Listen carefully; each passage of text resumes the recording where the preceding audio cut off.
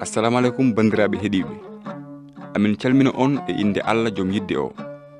Jiɗɗo yimɓe fof dada kadi ganda gonga o.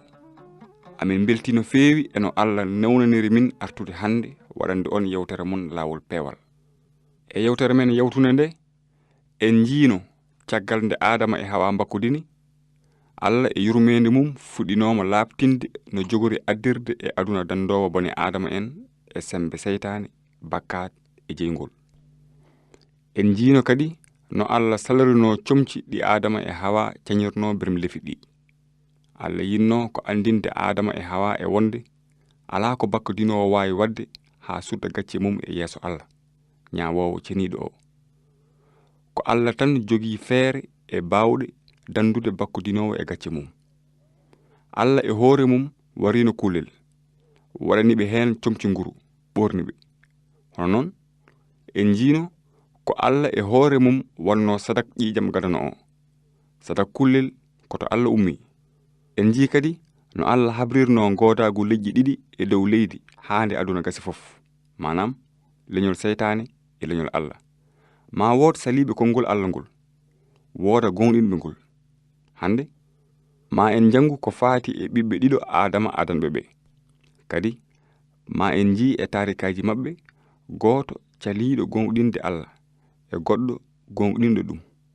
Ko ɗum addani jangde men hande e Tawreta e Simore nayaɓere deftere lasli nde wiyeede Kayin e Abel lawol sadak. Ɗo ɗo jaraten e bindi he Adama e Hawa nana koɗi caggal ngesa Eden ba, sabu Allah rewinoɓe sababu no goofi maɓɓe. Bakkatuji maɓɓe mbaɗi haɓe natti wawde wurde e neema ngesa Eden ba. Ko bakkat maɓɓe o bonni kaɓɓodiral maɓɓe e Allah. Kono ɗum e wade noon haɗani Allah yiddaɓe e toppitade ɓe hay so ɓe ganda.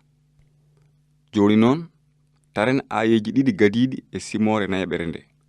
Bindi ɗi mbi Adama rendi e Hawa mbaldi. Hawa ɓami reedu jibini ɓiɗɗo gorko biyeteɗo Kayin. Wi jomiraɗo o walli kam mi dañi ɓiɗɗo gorko. Caggal ɗum o jibini kadi dewiro Kayin gorko biyeteɗo Abel. Abel wonti gaynako, Kayin wonti demowo. Ko hono noon Adama e Hawa dañirno ɓiɓɓe ɗiɗo Kayin e Abel. No jinnaɓe maɓɓe ni koɓe bakkudinoɓe. Tawde Allah yaltinino Adama e Hawa e ngesa Eden he. Ɓiɓɓe maɓɓe jibina koto caggal ngesa to e nder aduna kalkiɗo. Kayin e Abel cosi ko e bakkat. Bakkat Adama o layyino ha e ɓiɓɓe mum. Bindi ɗi mbi Adama dañi ɓiɗɗo gorko nanduɗo e mum. Lella diwataɓe yum sora. Ko nagge ñaami ko ɗum ñala muynata. No ba maɓɓe wano ni ko noon ɓe mbano kamɓene. Ko ɗum waɗi ɓiɓɓe Adama fof gila e adiɓe ha e sakkitiɓe ko bakkudinoɓe kañum en fof. Wadde Adama e Hawa dañino ɓiɓɓe ɗiɗo Kayin e Abel. Cukalon kon mawni to bange tagodi, ɓamti to bange gandal. Kayin ko demowo wonno, ko neɗɗo kewɗo fayida e golle mum, cuusɗo warñede. Abel kañum ko gaynako wonno, ko bawɗo gaynaka dadiɗo ha tiiɗi. Kamɓe ɗiɗo fof aɓe ganduno Allah no feewi. Aɓe ganduno Allah ina woodi te ko ceniɗo gañɗo bakkat. Te kadi kamɓe ɗiɗo fof aɓe potno andude e wonde kala jiɗɗo ɓattade Allah beele bakkatuji mum ina jaafe alay sago rewa e lawol sadak ƴiƴam ngol Allah lelni ngol. Waɗi ñalawma gooto e maɓɓe fof anniyi mawninde Allah waɗana ɗum sadakeji. Kono bindi ɗi mbi waɗi saha Kayin itti e gurnani ngesa mum waɗani jomiraɗo o sadak. Abel ne suɓi e ndikiri damuli mum jawdi ɓurdi fayde ndi. Ƴetti hen kette ɓurɗe moƴƴude ɗe waɗani jomiraɗo o sadak. Jomiraɗo o jaɓani Abel e sadak mum, kono o jaɓanani Kayin e sadak mum. Kayin laawi hen no feewi, ñirɓini yeeso. Ko ɗum woni ko kewno yimɓe ɗiɗo yiɗɓe rewde Allah kañumen ɗiɗo fof ganniyi waɗande ɗum sadakeji. Kono bindi ɗi mbi jomiraɗo o jaɓani Abel e sadak mum, kono o jaɓanani Kayin e sadak mum. holko waɗi Allah jaɓani hen goto sadaka mum salani keddiɗo o? Durnen miijoji men e ɗum seeɗa. Ko ni bindi ɗi mbino: Kayin itti e gurnani ngesa mum waɗani jomiraɗo o sadak. Abel ne suɓi e ndikiri damoli mum jawdi ɓurdi fayde ndi, ƴetti hen kette ɓurɗe moƴƴude ɗe waɗani jomiraɗo o sadak. Hono noon Kayin addanno Allah ko lujumaji joɗɗi belɗi. Abel kañum addanno Allah ko ƴiƴam jawgel ngel ala ella. Holko waɗi Allah momti bakkatuji Abel gaddunoɗo ƴiƴam jawgel o waasi momtude bakkatuji Kayin gaddunoɗo lujumaji o? Mbele waɗi noon ko Allah yiɗa lujum? Ala wona ɗum. Nden noon holko waɗi Allah ñaawiri Abel pewɗo woppidi Kayin e bakkat mum? Ko ɗum woni sababu o. Abel addi ko sadak mo Allah yamirno o, te Kayin addi ko goɗɗum. Holko Allah namdino mbele yaafade ɓe bakkatuji maɓɓe e heddade e pewal mum? Allah namdino tan ko ƴiƴam kullel ngel ala ella. Abel ina gonɗinno haala Allah. O addi sadak ƴiƴam no Allah wirno ɗum ni. Kono Kayin kañum gonɗinano haala Allah. Ko ɗum ɗo woni sababu o. Bindi ɗi mbi: Ko hoolare addani Abel tottude Allah sadak ɓurɗo mo Kayin o. Ko kayre Allah nangirimo pewɗo nde jaɓanimo sadakeji makko. Ko kayre kadi waɗi hay sinno o maayi omo haala ha joni. Hono noon en jii Abel ina gonɗinno Allah, kono Kayin gonɗinanomo. Holko gonɗinde Allah firti? Gonɗinde Allah ko jabde haala Allah e ɗoftade ɗum. Kala biiɗo ina gonɗini Allah tawi gonɗinani ko Allah haali e bindi ceniɗi ko gonɗinani Allah. Allah e konngol mum ko gootum. Kala gonɗinɗomo gonɗinat konngol makko ne ɗoftomo. Kala caliɗo konngol Allah sali ko Allah e hoore mum. Hono noon Allah jaɓanino Abel e sadak mum, sabu Abel ina gonɗinno konngol makko. Abel addaninomo ƴiƴam jawgel no yamirirno ɗum ni. Kono Allah jaɓanano Kayin e sadak mum, sabu Kayin gonɗinano konngol Allah e goonga. Kayin nandikini e gonɗinɗo Allah tan, kono golle mum ko lundiɗe Allah, sabu o sakkaki ƴiƴam no Allah wirno ni. Ko ɗum holliri Kayin ina gonɗini godagu Allah, kono gonɗinani Allah e hoore mum. Ina wawi wooda biiɗo: Onon kam, holko wanno Allah yamirde sadak kullel? Holko wanno Allah wiide so ƴiƴam rufani yaafuya woodani? Ko ɗum ɗo woni sababu mum. Jobdi bakkat ko mayde. Ko ɗum waɗi Allah wiyano jobdi bakkat ko lujum walla golle moƴƴe. Ala, Allah e senare mum wino ko jobdi bakkat ko mayde. Allah e nder bindi annabaɓe he woni ko e hollude en kala bakkodinowo ina jogii ñamande teddunde e yeeso Allah joom senare o. Te alay sago joomum yoɓa nden ñamande e jeygol ha abada. Ñamande bakkat ina teddi no feewi, te hay goto wawa wadde ko moƴƴi ko ina momta ɗum e yeeso Allah. Jobdi bakkat ko mayde. Ko ɗum waɗi golle pewɗe mbawa mukk yoɓde ñamande bakkat. Mbaɗen yeru: So tawi won ñamlowo goto dewowoma kalis kewɗo, a yehi to mum a wi ɗum: E goonga mboɗo andi aɗa rewami kalis kewɗo, kono joni juuɗam juutani hami wawa yoɓirdema kalis. Kono won feere nde pewjumi bele ñamande nde ina yoɓo. Mami ar ñande fof mi fittanma damar galle ma hande ñamande nde gasi fof.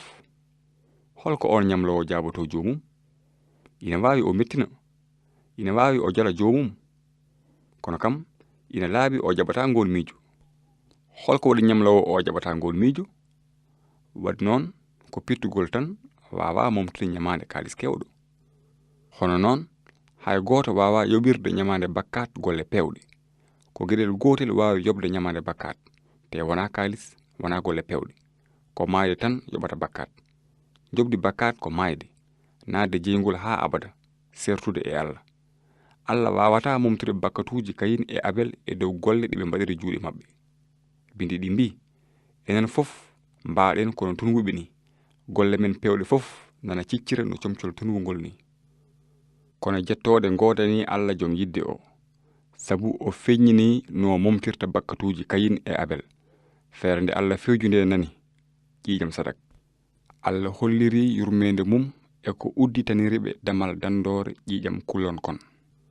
Nden noon yaafu e bakkat yowitaaki e golle neɗɗo yowiti ko e fodore Allah kadi e jamonuji gadiɗi Allah haajino ɗum ɗo alay sago bakkudinowo fof sakkomi kullel ngel ala ella hirsa ɗum hono noon alay sago ko waɗani hay hunde maaya lomto bakkudinowo o kono ƴiƴam kullel wawa wonde jogdi bakkat neɗɗo ha abada sabu fayida kullel e fayida neɗɗo potani ko ɗum waɗi bindi ɗi wiide sadak kullon on ko yeru yurmede arore nde tan ko mbeelo geɗe gongere e gonga ɗe tan kono wona kanje e koye majje ngati ƴiƴam gayi e damɗi wawa momtude bakkatuji sadak kullon on ko yeru dandowo pewɗo ponnodo arde fawo bakkat bani adama en o kanko e hoore makko o fonno ko mayde lawol gotol o momta bakkatuji mon o artira on e Allah kanko pewɗo ngam o ñiɓe o ko hono ni windira e linjila he annabaɓe ɓe fof ceetanima mo e wonde kala gonɗinɗo on dandowo ma yaafe bakkatuji mum sababude inde makko nden noon Allah yamirno ko sadak kullon kono Kayin jogino ko miijo wongo o ferni lawol gongol manam diine makko o addani Allah ko gollorino juuɗe makko o sakkinoma Allah ko remirno juuɗe makko manam gurnandi leydi kuɗanodi ndi hono lujum mo ala ƴiƴam o bele Allah ina wawi jabde on sadak Allah jabani on sadak Abel kañum sakkino Allah ko jawgel ngel ala ella hirsi ɗum ha ƴiƴam ɗam fof rufi caggal ɗum duppi ɗum ko ɗum addanimo hoolare e hakkille deƴƴo e yeeso Allah omo anduno kanko e hoore makko omo handi e mayde kono ko jawgel ngel ala bakkat ngel lomtimo hono noon Abel settinoma hoolare mum e dandowo jogornoɗo yillade aduna fawo lepte bakkat bani adama en wadde noon won komin jiɗi namnade min tonga yewtere men hande nde holko waɗi Allah jaɓani Kayin e sadak mum mbele waɗi noon ko Kayin ɓuri Abel wonde bakkudinowo ala wona ɗum koɓe bakkudinoɓe kamɓe ɗiɗo fof sen ƴeewi ni eɗen mbawi wiide ko sadak Kayin o ɓurno welde e yodde e mo Abel o gurnandi ina yooɗi no fewi kono jawgel kirsangel ƴiƴam ina siwo welani hayyide lawol peewal ngol Allah yamiri ngol ko ni wi so ƴiƴam rufani yaafuya wodani wadde Allah salori Kayin e sadak mum ko Kayin wondanoka lawol peewal ngol Allah lelni ngol Allah yinno andinde ko lawol mum ko timmugol ko pewngol hay goto wawa yaade to makko tawa rewani e lawol makko peewal ngol eɗen mbawi yernude peewal Allah e ɗum ɗo so ceerno namnima almuɓe mum ɗiɗi e ɗiɗi no foti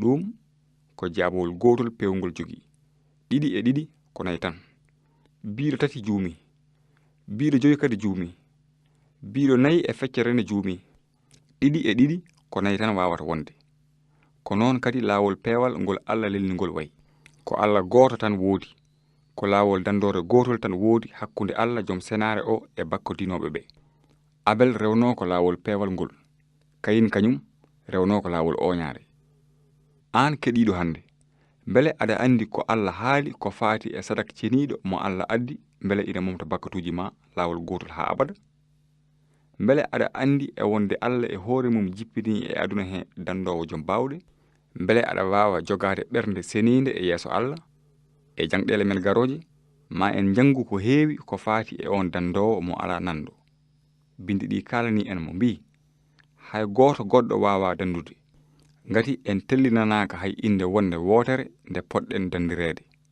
nde noon bandiraɓe ko ɗo min kaddata e mon hande so weli Allah e yewtere men arore ma en jokkit rogere men fatunde e Kayin e Abel nde nden noon ha lawol gongol yo moƴƴere Allah wone mon ciftore nde ɗo yamirore wonde e bindi annabaɓe he so ƴiƴam rufani yaafuya wodani